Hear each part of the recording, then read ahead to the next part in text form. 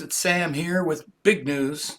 Mercury retrograde in Aries from April 21st, 2023 until May 14th, 2023. What it means and what to do.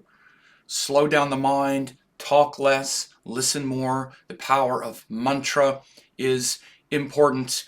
And as we see, we have this whole procession. I'm going to explain first what is retrograde astronomically, what's the astrological interpretation, then what does retrograde in Aries mean, and what's the bottom line. So check it out. Please find me on YouTube at Sam Jeppy, Vedic Astrology teacher, on there since 2007, thousands of hours of classes. Also on Facebook at Astrology Teacher, tons of articles updated regularly, and I'm on Instagram at Vedic Astrology 108, ongoing updates and interaction.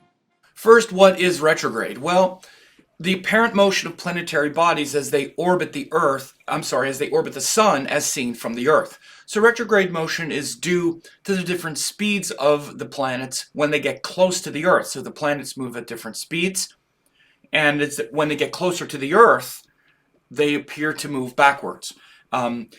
Whether they're faster or slower moving, they appear to move backwards when they're closest to the Earth, which is important because particularly for outer planets, you can really see because they get very bright when they get close to the Earth. They're at their brightest. All the planets are, but you can really notice it like with Jupiter, Mars, Saturn, of course the inner planets as well. So retrograde has to do with this phenomena. It's an apparent motion. A good example is like if you're in a slow-moving car and a faster-moving car passes you, you're going 50, but they're going 80, you feel like you're moving backwards. Or you're going 80, and they're going 50. That's more like it with me. I'm going 80, they're going 50. They're like, hey, you're moving backwards. No, I'm just moving faster. And so that gives the apparent motion of going backwards. Now, the astrological interpretation is that this apparent backward motion shows how the external worldly indicators of the planet may back up and get confused. This leads to problems that make us introspect and go inward, like the retrograde motion itself. And hopefully learn from the mistakes and the inattention that we are, not bringing to that planetary force. So again, it's called Chestabala. It's actually a source of strength in Vedic astrology because, for one thing, as I said, the planet is brightest. You can see it more. And when its external indicators back up and screw up, that means we have to pay more attention to it and then introspect, and then we learn a lot about that part of life because we have to put attention on it, right? And so, again, there's this simple thing. I heard it's bad. Is it good or bad? Well, I hear it's bad in Western, but good in Vedic. Which is it, good or bad? Again, the old, make it simple for me because I can't manage all the details. By the way, it's relevant right now, even in the Mercury retrograde, but to think critically about these things is to have a nuanced interpretation, which is what I'm giving you.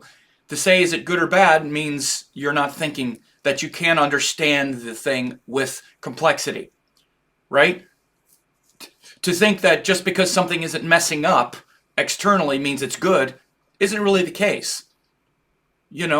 When things mess up, we have to pay attention to why they messed up and then learn to do it better, to redo it. Retrograde, redo. Right? So we get to redo it when it's retrograde because the external things can tend to mess up. That's a great source of strength. Of course, the messing up doesn't feel good, but ultimately it's a source of strength. Chestabala, the speed of the planet, as it moves backwards, we have to introspect. And again, it's very much a difference in the Eastern and Western mindset as well. Western mindset, external stuff going well, good. Eastern mindset, external stuff, the external world is Maya, it's illusion. Internal stuff going well, good, right? Introspection, meditation, good. So this is how you would get the good and bad part. But this ability to understand things in nuance is also related to Mercury, which I'll get to when I talk about the Mercury equation here and the Mercury in Aries.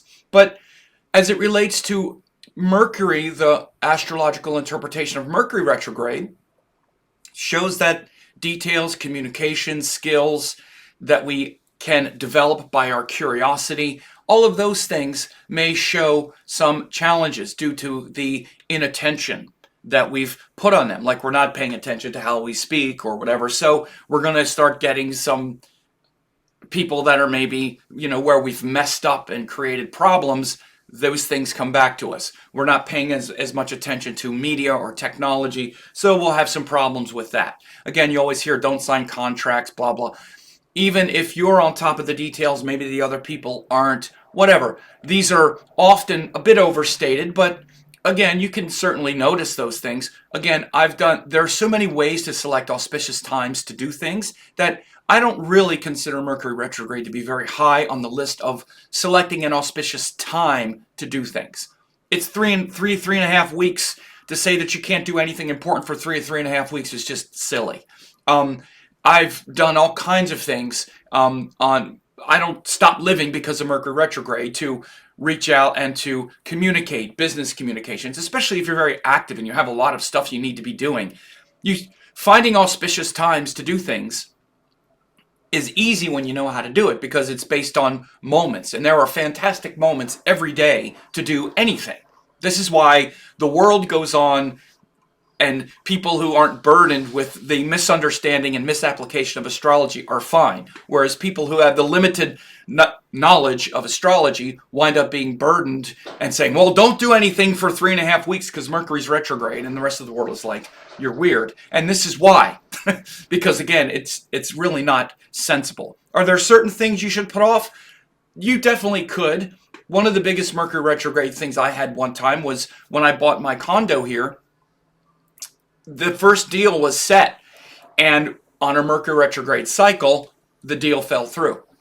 So definitely can happen. The contract, there was something about when it went to be finally approved, they didn't approve it. So definitely things can happen. And again, by the way, I didn't sign it on Mercury retrograde. It was when Mercury retrograde was happening. When the signing and all that stuff was going on, it wasn't. So again, these things can definitely happen. But what it made me do is it made me have to really say, do I really want this place? Because the original deal was actually better than the one I wound up getting. And I had to go in there and really concentrate and fight for it and say, do I really want this place? Because if I do now, I'm going to have to take a deal that's not as good, and I'm going to have to get all these other people involved to really work hard. And I did because I really wanted the place. So again, it wasn't a benefit, but it made me have to really get serious about this place or not this place. So there's that as well. But as it relates to this Mercury retrograde in Aries, we want to be very specific because Mercury retrograde in Aries brings a sharp, Mercury in Aries brings a sharp focus to our information gathering, but one that's often moving too fast. This is Mercury in Aries, too fast, looking for a binary opinion, the good or bad, right or wrong thinking. And that pattern is a poor substitute for intelligence, which is the domain of Mercury. And so this is really the antithesis of intelligence, information gathering that's leads to a good conclusion, like the things I was saying before. Instead, with Mercury and Aries in general, we can be too anxious to get to some opinion so we can say, oh, I'm right. And again, if we need 200 pieces of data to make a good decision, we'll get 5 pieces of data and say, okay, here it is. And we have some opinion, and it's usually very limited, and it's some black and white, good or bad assertion. Like I said earlier in the video, well, is it good or bad? Which one? Well, it's neither. You have to learn more about it. You have to be more curious about the thing so you can actually learn it, not so anxious to get to some certainty about it. And again, that's the nature of Aries, and that's the nature of Mars, is to find out what's right or wrong so we know what to do. And again, knowing what to do is very different than what it means or interpreting it. So again, when you get Mercury interacting with Mars, like in Aries or Scorpio or exchanging or any kinds of thing, you'll often see where opinions substitute for intelligence. And the person will generate a lot of opinions thinking that it's thinking. That's not really a thinking process. Having an opinion about something is kind of the end of your thinking. I have an opinion, now I'm going to defend my opinion. Usually we're not gathering more information at that point. We're not curious anymore because we've made up our mind. And I have an opinion, and now I'm going to defend my opinion based on these details, which are usually pretty limited. So again, this is the difficulty of Mercury in Aries. So the retrograde is giving an opportunity to introspect about this and realize, wait a minute, I get all fired up about these opinions. Maybe I need to be more curious, less opinionated.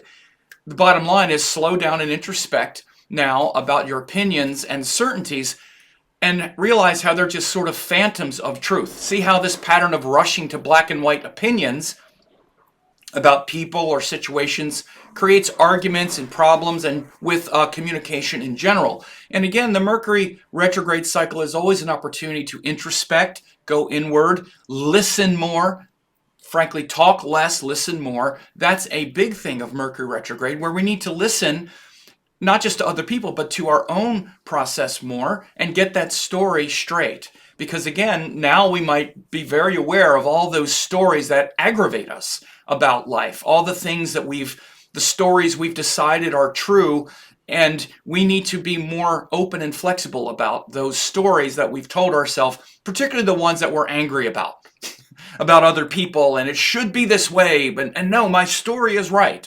My story is right, and my story should be what's happening, but it's not. And I'm mad about it, and it's because of other people or these things. This is all, again, when someone has Mercury and Aries in the natal chart, they can have a lot of this going on. But by transit, we're going to all be experiencing some version of that. Of course, if your Mercury is stronger in your chart, like if it's in Gemini or Virgo, where it's powerful, you're less driven by all of these frustrations in general, because Mercury will be having a higher function and you'll be able to see those things. If Mercury's in a difficult place, again, particularly water and fire signs aren't the best for Mercury, then you're like too emotional about the stories or too fired up about the stories, and you might be feeling it a bit more right now. And the opportunity, again, the creative option is to not just double, triple, and quadruple down on your story, get more fired up about it, more certain that you're right, and instead go, wait a second, maybe I need to be less opinionated, less interested in rushing to the truth, and more interested in learning about this part of myself or whatever actually happened, hearing the other person's perspective. Again, this is what Mercury and Venus, by the way, are great at, are modulating our own ideas. And wait a minute, I was also saying this stuff. So it wasn't just somebody was saying things to me that I don't like. Because again, that's what can happen when we're too personal and sensitive about Mercury things. We just remember what was said to us. We don't remember how we provoked it or how it was an exchange. Again, we want to just be right, or we want to be emotional and sad, instead of like, okay, we can stay in that, but we can also be intelligent about interactions and about issues and say, well, wait a second, I also had a part to play in that. And by the way, this also has a lot to do with things like learning astrology or learning things. Again, notice if your understanding of these things are very black and white, you need to learn more, which means be more curious. Again, it's great that you're inspired to learn, but now these days, of course, so many people, they take 5 pieces of data, it's not even information that they understand or can explain, and think that they know it now, and they're ready to like teach it. Or I see this as a teacher all the time. I'll teach someone something which is just like a data point like this, and they're like, okay, now I understand it. So what about this? And they'll take this thing they just heard 5 minutes ago and act as though it's some wisdom they have, and then try to build on something that they just heard about. Like, I have to say, wait a minute, you just heard this. You don't really even understand it yet. Maybe you understand the words I'm saying, but wisdom takes time. Like, you have to sit with things. And if you're going to really, for example, do things like this astrological interpretations and nuance, it takes quite a while to do it objectively. Like, you need to do a lot of case studies. You need to see these things play out. The things I say are a accumulation of 20 years of doing hundreds of readings a year. I don't just say these things like, I'm not just putting things together. When I say these things, I'm thinking of people. I have 5 or 6 people in my head right now thinking about Mars interacting with Mercury and stuff, and where I've seen the whole stories go for, so it's a lived thing with me because it's been going on a long time, and I'm still open to it. Mercury is still gathering more information. I'll keep doing that till the day I die. So, especially as it relates to this day and age where we're all experts, our Mercury is so dialed into media and whatnot, and there's such an illusion around what is actual knowledge, what is information that we think is that we already understand, and we just blast it out there. You know, I see people advising everyone about everything, and people don't really know what they're talking about, frankly. And I'm not just saying with astrology, or I'm not even thinking about astrology at this point. I'm just talking about all the sharing of memes and stuff that we don't even really know. And where people just share this stuff as if it's some kind of life wisdom they've had, when it's not. It's just something maybe that they believe or they think is right, and then they share it out there, and it's just so messy these days with stuff like this. So again, I don't mean to be critical of people. Sometimes it sounds like I'm just sort of ranting at something, and I'm just trying to show that we have to be careful with what we think we know, and you can really tell the true measure of what you actually know by how well you can explain it. How well can you actually explain it? Even something like, I can use astrology as an example. If someone were to ask you very simply, what is astrology? How does it work? Why does it work? What would you say? And how good would that explanation be? Well, I'll tell you, most people, it's not very good. And these are people that are like trying to explain it to the world, or, I know this, I know that, well, I know this and I know that, so what about this? I'm like, you don't even really know how this works or what's really happening. So again, it's not to insult people, but it's to say, now with Mercury retrograde in Aries, time to slow down, maybe slow down to okay, more data so I can get to what's right. Mars and Aries wants to get to what's right for good reason, because we want to know the right thing to do. That's Mars, that's Aries. What's the right thing to do? That's different than what is the truth. For example, why is it right? What makes this right and this wrong? Again, this is where you get into Mercury stuff, which is much more nuanced. Why is it right for me? Why is it right now? Again, this is all the nuance, and Mercury is the thing that gives us that capacity. So again, think about what you do understand really well, which are the things you've lived, your lived experience relative to any science or anything else, you can explain very well because you've lived it. Well, in the same way, someone like me, I've lived astrology. I've lived these things for decades now. So it's not just like information I'm sort of pulling. I'm not saying me, but I'm saying, as an example, the experience comes with all of that research, all of that curiosity. It's just because of curiosity. So stay curious. Don't be so anxious to get to the truth, what you want to call the truth, because it's usually just this rush to be right about something and to get jacked up on these opinions rather than truth. And by the way, opinions are the death of truth. It's where the truth and intelligence goes to die with opinions.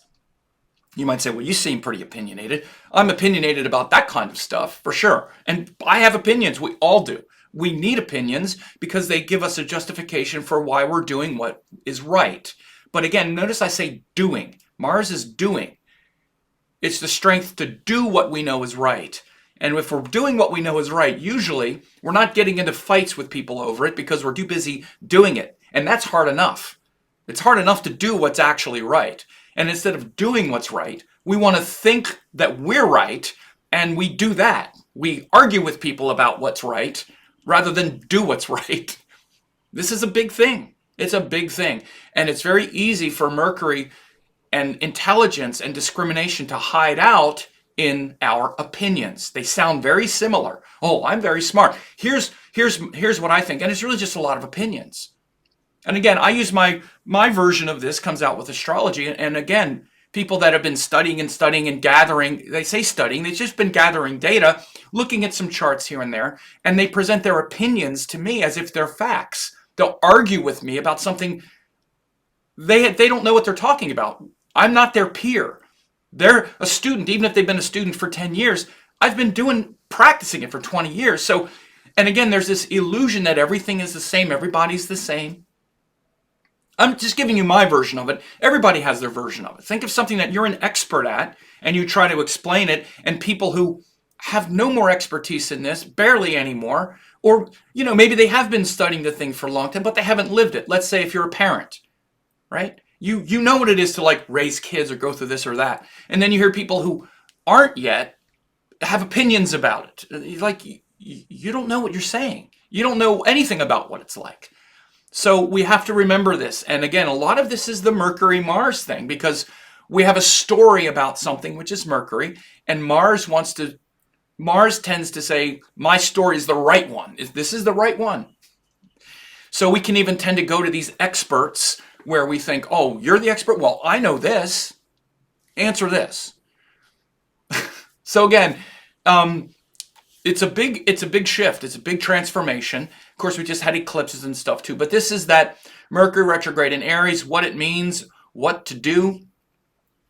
Listen more, be more curious, less anxious to be right, more curious for the journey, because this is what Mercury is great at. Mercury's like, I'm not trying to get anywhere. I'm not trying to be right. I'm trying to find out what's really going on. I'm curious. I don't know. I'm open to whatever it is. I don't have a preconceived idea of what's true that I'm ready to defend. Anything could be true. I could certainly be wrong. The next moment could change everything. Now, again, when Mercury's powerful, that won't happen because we haven't built our ideas on opinions. And again, this is why when our ideas or our intelligence are built on a lot of opinions, we can also be suddenly disproved very easily because we have a lot of opinions, not a lot of facts. Facts are neutral. There's nothing to get fired up or to defend about a fact or a piece of information. So keep these things in mind. For a limited time, I'm offering 10 hours of masterclasses, Yoga and Vedic Astrology, Quantum Vedic Astrology, and Spiritual Astrology Masterclass. These are 3 great courses that will really help you a lot. Now, in case you don't know who I am, I taught the AstroVed certification course, Dattatreya Shiva Baba, in 2010. Ravi Shankar published my book in 2018. I've been around for decades. I've been teaching these great classes, and if you go to VedicAstrologyEssentials.com, you can get this 90% off discount of these 3 great classes, more than 10 hours, guaranteed value. You can check this out. These 3 classes will give you all the necessary tools to begin to learn Vedic astrology. Please find me on YouTube at Sam Jeppy, Vedic Astrology Teacher. On there since 2007, thousands of hours of classes. Also on Facebook at Astrology Teacher, tons of articles updated regularly, and I'm on Instagram at Vedic Astrology 108, ongoing updates and interaction.